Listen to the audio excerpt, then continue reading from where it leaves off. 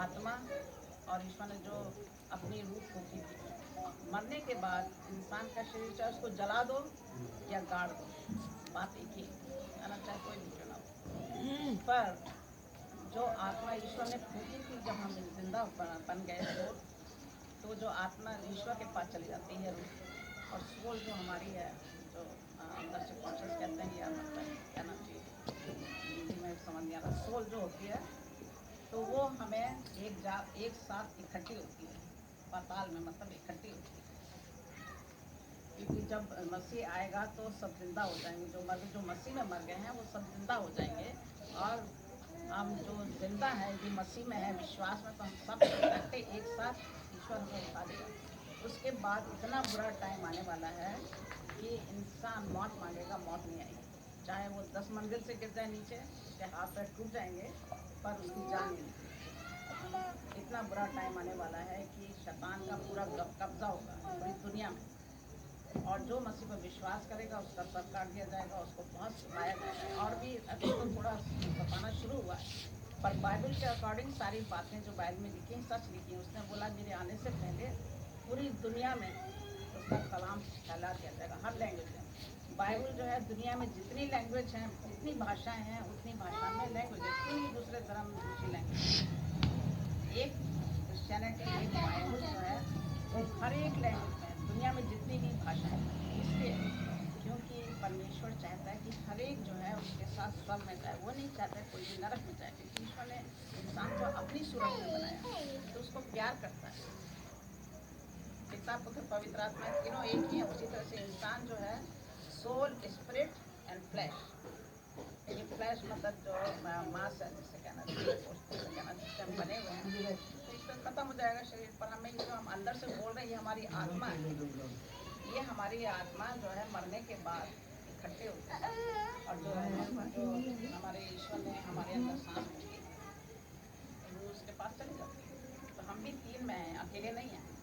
हम ये नहीं कह सकते कि हम अकेले हैं। हमारी आत्मा जो है, जब हम कोई गुनाह करते हैं तो हमारी जो आत्मा है, जैसे पहले अभी झूठ बोला तो उसकी आवाज़ आती है, तूने गलत काम किया, झूठ बोला, क्योंकि हमारा कॉन्शियस जो है हर एक के, चाहे किसी भी तरह का क्यों ना कोई हो, हर एक के अंदर ईश्वर की फूकी, तो जिसे कहते हैं कॉन्शियस या विवेक कहते हैं।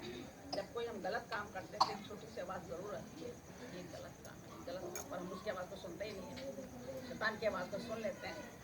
शैतान क्या है ये हमें बड़ी समझने की शक्ति, समझना चाहिए कि शैतान है क्या चीज़। उसी तरह से हमें ये भी समझना है कि ईश्वर क्या चीज़ है। दोनों चीज़ें रियल में है। ईश्वर जो है बिल्कुल पवित्र है, उसमें कोई वो नहीं है, होली। पर शैतान जो है एक फरिश्ता था जो खुदा की वर्शिप करता था, बहुत ही खूबसूरत ईश्वर ने बनाया था उसको, एंजल मतलब फरिश्ता था। और जब वो एक कदम आता था तो उसकी बॉडी से वर्शिप के सॉन्ग मतलब वर्शिप निकलता था, ईश्वर की आराधना मतलब दिल से करता था वो, पर बहुत ही खूबसूरत था। उसने सोचा क्यों ना मैं ईश्वर के बराबर हो जाऊं। तो दूसरे जो होते हैं एंजल, वो कहते हैं हम तुझे भी कुछ कुछ पार्ट दे देंगे, तुझे किसी को प्राइम मिनिस्टर बना देंगे, किसी को कुछ बना देंगे जैसे बनाते हैं। तो गलत काम में तो लोग शामिल हो जाते हैं एकदम से। तो 1/3 एंजल जो थे वो गिरा दिए गए, नीचे ज़मीन में गिरा दिए। उसी तरह से क्योंकि शैतान को बुरा लगा, क्योंकि वो देखने लगा कि ये तो इंसान को बहुत ज़्यादा प्यार करने लगा, क्योंकि ईश्वर ने इंसान को बनाया। 600-700 साल करीब कोई दुनिया में पाप नहीं था, इंसान को पता नहीं था पाप क्या चीज़ होती है, और ईश्वर उनसे मिलने आता था। सारी दुनिया के जितने भी, आदम ने जब शुरू में ईश्वर ने आदम को बनाया था, आदम ने पूरी दुनिया के जानवरों के, पेड़ों के, हर चीज़ के नाम किसने रखे? आदम ने, क्योंकि ईश्वर ने उसको इतनी समझ दी थी, विजन दी थी कि वो दुनिया का सब कुछ उसके हाथ में था, आदम के हाथ में पूरी दुनिया समझ लो उसके हाथ, उसके अंदर समाई हुई थी। आदम के जो भी कहता तो करता था, पर सिर्फ एक पाप की वजह से, छोटा सा हवा ने उससे कहा, वो शैतान को अच्छा नहीं लगा। शैतान ने मतलब उसको हवा को आजमाया और कहा देख कितना अच्छा फल है, खा ले। तो कहती नहीं नहीं मैं नहीं खाऊंगी, ईश्वर ने मना किया मतलब खाने के लिए। आदम भी आ गया, तो उसने बोला कि ये फल नहीं खाना हमें, क्योंकि हमें मना किया, पर वो उसकी बातों में आ गया, क्योंकि वह हवा को इतना प्यार करता था, क्योंकि उसकी पसली में से ईश्वर ने बनाया था। तो जो आदम था वो हवा को बहुत ही बड़ी समझने वाली बात है। आदम जो है वो उसको अपनी वाइफ को बहुत ही प्यार करता था, क्योंकि उस ईश्वर ने उसकी पसली निकाल के उसको बनाया था। तो उसको उसी से पूछा कि बताओ इसका क्या नाम रखे, तो उसने बोला मेरे में से निकली, इसको नर से नारी, क्योंकि मेरे में से निकली है। वो औरत से आदमी नहीं बना, बल्कि आदमी से औरत बनी। तो आदमी जो था वो औरत को इतना प्यार करता था, इतना प्यार करता था, हर बात उसकी मानता था, बहुत प्यार करता था, क्योंकि उसके मांस का हिस्सा था। पर जैसे ही पाप हुआ तो उसके दिल में क्या हो गया, नफरत पैदा हो गई उससे। इसीलिए आदमी औरत में हमेशा लड़ाई झगड़ाई होती है, चाहे कोई भी हो, थोड़ा बहुत हो ही जाता है नहीं? क्योंकि वो कहता है कि नहीं, औरत जो है थोड़ी नीची है, मैं ऊपर हूँ। पर ईश्वर ने दोनों को शुरू में बराबर ही बनाया था, कोई छोटा बड़ा नहीं बनाता, हर चीज़ में बराबर बनाया था।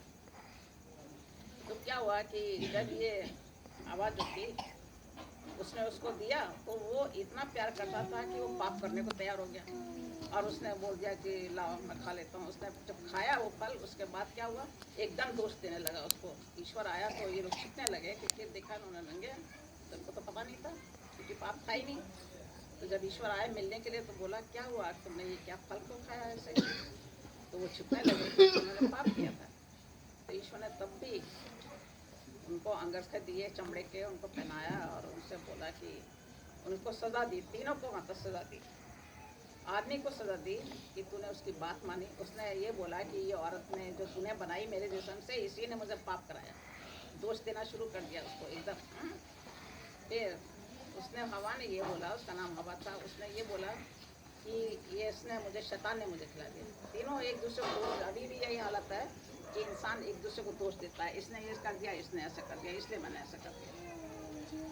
पर ईश्वर ने तीनों को सज़ा दी, वो आज तक वो सज़ा चली आ रही है। वो ऐसे कि आदमी को ईश्वर ने बोला कि तू पसीने की रोटी खाएगा, वो आज तक वही पसीने की रोटी खाता है इंसान, आदमी जो है ना, जैसे भी करता पर मेहनत करता है वो।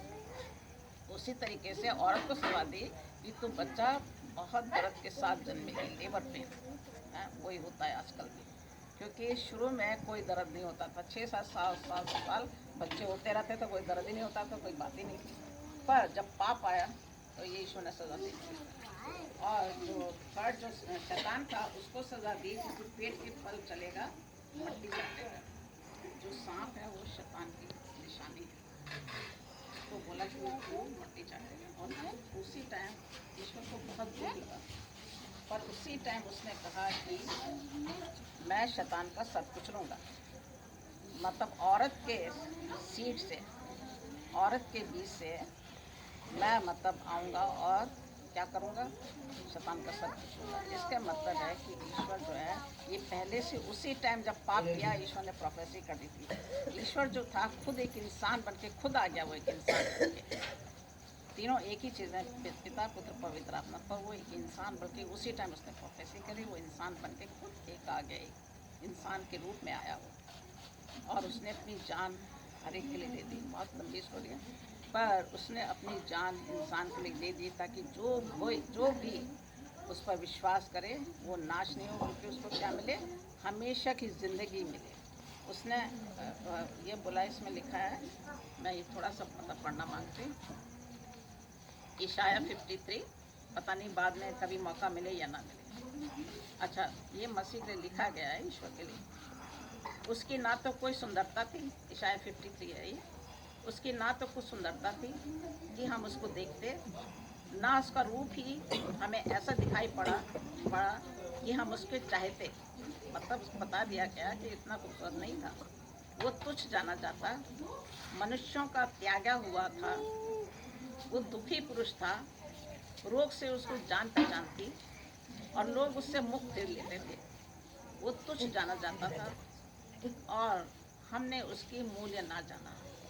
निश्चय उसने हमारे रोगों को सह लिया, हमारे ही दुखों के उठा लिया, तो भी हमने उसे परमेश्वर का मारा कुटा दुर्दशा में पड़ा हुआ समझा। परंतु वो हमारे ही अपराधों के कारण घायल किया गया, हमारे ही अधर्म के कारणों के कारण कुचला गया, हमारी ही शांति के लिए उस पर ताड़ना पड़ी।